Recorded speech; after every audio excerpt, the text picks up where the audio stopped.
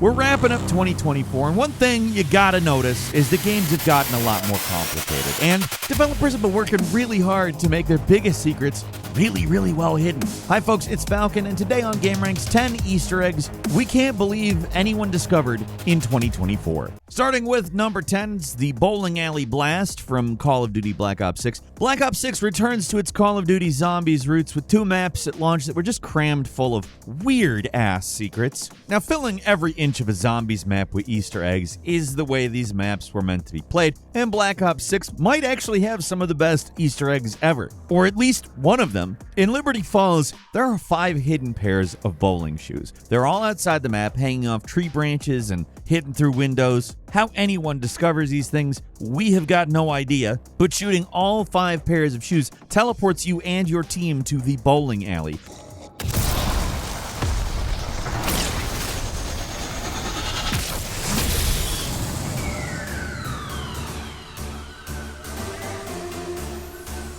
You're given magic bowling balls and challenged to earn the highest possible score bowling, or at least kind of bowling. So what you do is you charge up your bowling ball, and the goal is to knock down as many zombies shambling across the lanes as possible.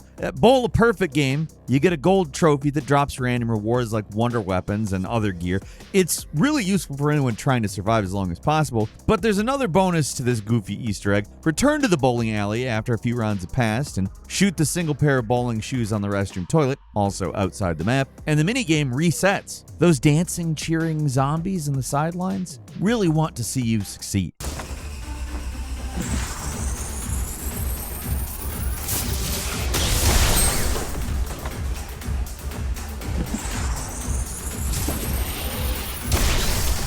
At number 9, too many secrets in Elden Ring Shadow of the Erdtree. This is where we hit our limit, actually. There's too many secrets in this game. Well, expansion. Expansion's the right word, let's say. Maybe even an understatement. But after 100 hours of grinding through the toughest challenges in one of the toughest games ever made, we found even more ridiculous hidden secrets. So instead of just talking about one, we're going to talk about 2 of them. The first is the stone and it's really hard for me to say these words next to each other for whatever reason. Stone-sheathed sword. It's one of the biggest, most baffling Easter eggs in the Land of Shadow because it's partly randomized. There's 3 locations you have to visit to get everything you need. This sword transforms into different swords by visiting secret areas in a map that's already full of secrets. One's hidden behind a puzzle. Players have to throw a fire pot into a giant dead golem to reignite it. It brings it back to life and unlocks a hidden fort. Another is across an invisible bridge that we just never find ourselves.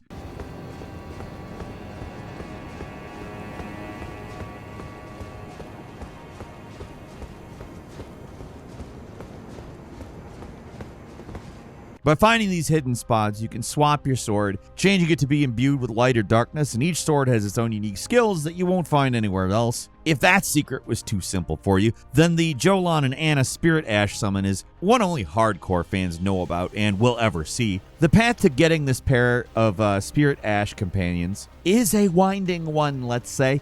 You'll need to complete Count Ymir's quest line, which is already a huge pain in the ass. It involves solving one of the biggest secrets in the game, using an emote in a random chapel to unlock a secret passage. After giving the Count's servant Jolan an Iris of Grace, an item we don't really have time to explain here, you'll get the first part of this Spirit Ash. Next, go to the hidden Shaman's Village, which is also a secret, and drop off the ledge. Yes, drop off the ledge to reach an ultra-secret room at the top of a very tall tower. You talk to the hidden NPC there to get this absurd Spirit Ash, and that's just scratching the surface of secrets in this expansion. There's pots hanging around the environment you can break to unlock new shop items. Who would ever look up and think that the hanging pots actually had useful items? And then there's the Count's unlockable coat with the customization that turns it into a completely different piece of armor that's packed with wiggling fingers. Yes. There's too much to talk about, and we can't get enough of it, but we can't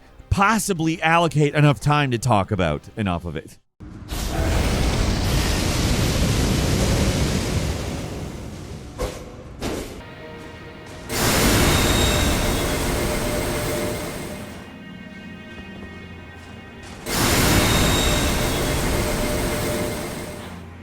And number 8 is a really big bunny from Animal Well. It might be the Easter egg game of the year, honestly, Animal Well. What starts out as a simple puzzle game with a Metroidvania structure becomes a pure, twisted, alternate reality game. The only way to keep progressing and collecting all the hidden bunnies in Animal Well is if you're looking up answers yourself. These secrets are so big it took a community to unravel all of them, and we're sure there's probably still more beyond this. The final challenge of Animal Well is collecting the 16 secret bunnies by doing stuff no one would ever think to do. You'll need to repaint entire murals with images fans deciphered with algorithms. You'll need to use a mouse and keyboard to swipe at objects you were never supposed to interact with. You'll need a barcode reader to connect dots on a map, to spell out numbers that correspond to directions. It's so much, and fans did it all.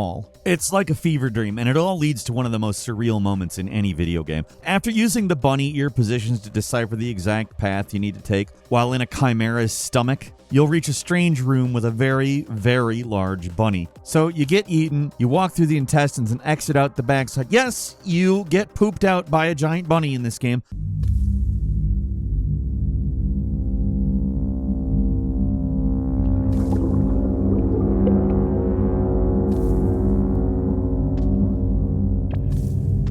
Somehow, that gives you a pair of wings you can use to freely fly around the infinite void. Also, there's another ultra secret here. By flying in another specific pattern that's only possible thanks to that entire community of totally crazy people, you're able to reach a small island with the developer's sincere message of thanks. Now, nothing's going to come close to the complexity of this secret in 2024. Maybe nothing will in 2025 either.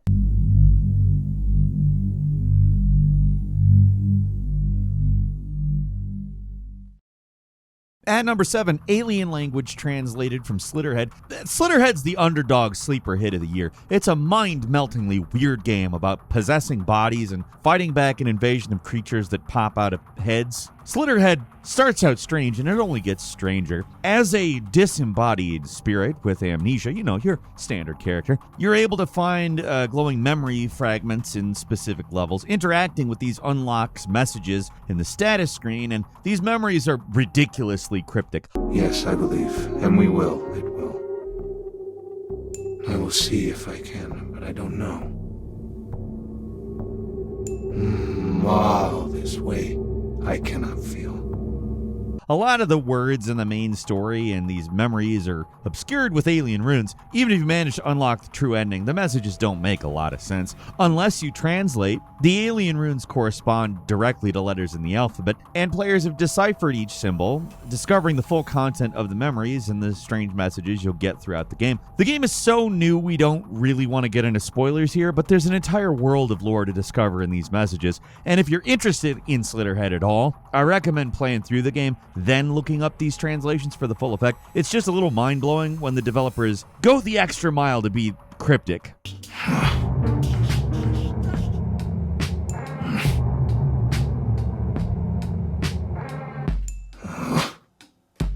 And number 6 is Just Wait from Thank Goodness You're Here. Thank Goodness You're Here is the silliest game of 2024, and you might not have ever even heard of it. It's an extremely English game about a small industrial town that needs your help. You'll be doing a whole lot of odd jobs in the game, literally tumbling down a rabbit hole and shrinking to inconceivable sizes while exploring a town that's anything but normal.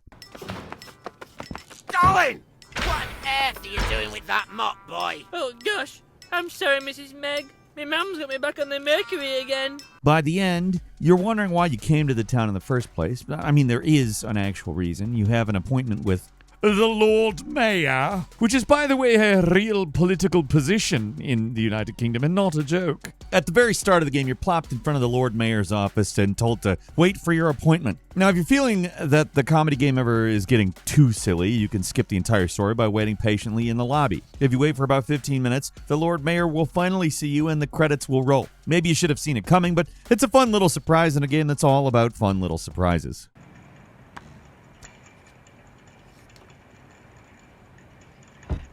Hey up, how long have you been waiting, lad? I told Barbara I'd play my schedule so I could see you early. Come on in then.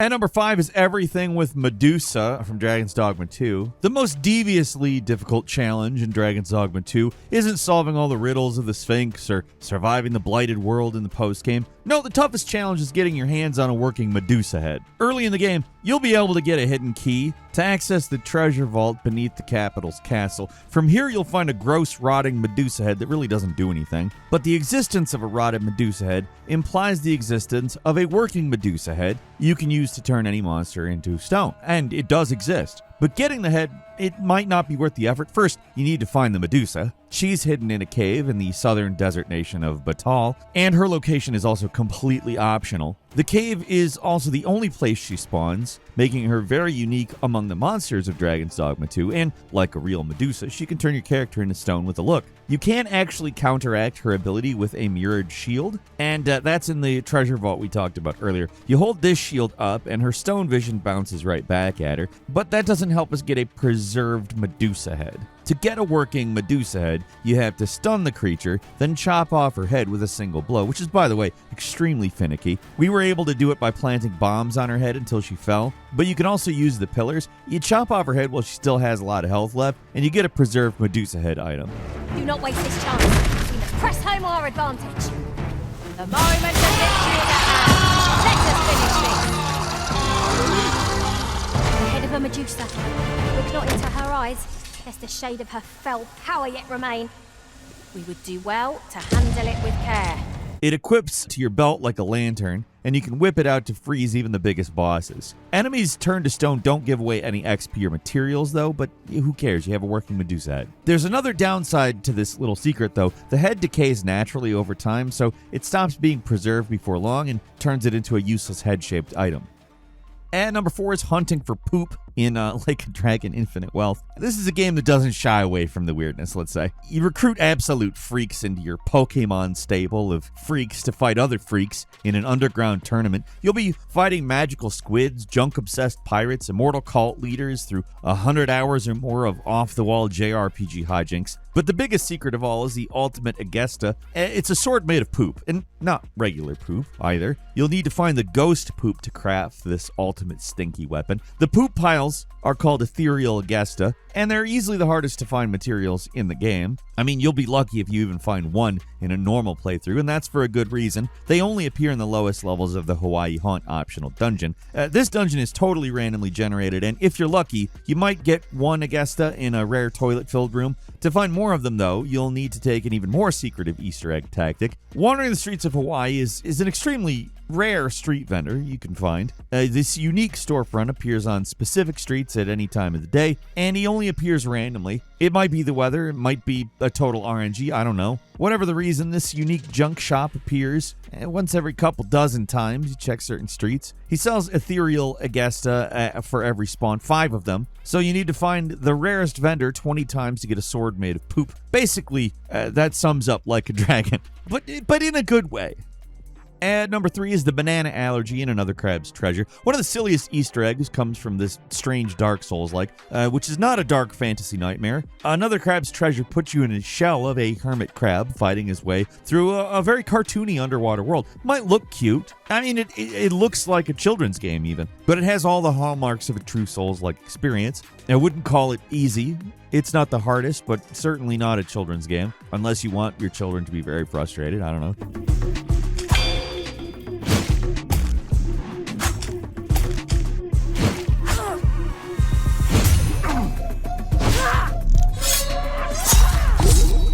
You got huge environments to explore, new armor sets to unlock, and some pretty overwhelmingly difficult boss fights. And also this weird little Easter egg that makes one boss a whole lot easier. By exploring an area called the Sands Between, which is a very on-point Dark Souls area name, you'll be able to free a shrimpy NPC from his bong prison, smash the glass, and the little guy will tell you that the area boss is allergic to bananas. And that sounds like a joke, but it's not. There's a banana shell that your hermit crab hero can wear. The boss will literally eat the shell right off your back, and if you let him chomp down on the banana shell while you're wearing it, it'll take about 75% of his health bar away. If you bought insurance on your shell, which is, by the way, real mechanic in this game, you'll get a replacement. Feed that second shell to the boss, and that's one very defeated boss. And number 2, one shot, one kill callback in Stalker 2. This game pays homage to the classics with a hard-to-find Easter egg. Gamers of a certain vintage, which my vintage might actually be older than... I mean, I was an adult in 2007. I'll just be straightforward about it. But I played Call of Duty Modern Warfare. It's the game that made Call of Duty the infinitely expanding juggernaut it is today. And the most memorable missions in that game were set in the irradiated zone of Chernobyl. What do you think Stalker 2 is? Look, it faithfully recreates a lot of real-world locations in the infamous ghost town, and that includes the abandoned city of Pripyat, the same city where characters of Call of Duty 4 attempt to assassinate an evil renegade general with a sniper rifle. The same scene is recreated in Stalker 2 if you look hard enough. If players reach the endgame area of Pripyat, it's possible to retrace the steps and find a rooftop overlooking the same parade grounds where the sniper mission took place. If you go to the right rooftop, you'll find a sniper rifle sitting on the table, marking the location where Call of Duty's big sniper mission went wrong. It might not be the same sniper rifle, but it is a clean, totally functional gun. The kind of weapon you don't see often in Stalker 2. There are a lot more secrets than this, but using real-world locations to trace Easter eggs is too fun to ignore. And finally, at number 1 is Mystery of the Photos from the Silent Hill 2 remake. Silent Hill 2 is surprisingly silly for such a somber game. When you really start digging deep, you find weirdness like the UFO ending or the dog ending. They're both legendary Easter eggs faithfully recreated in Bloober Team's Silent Hill 2 remake.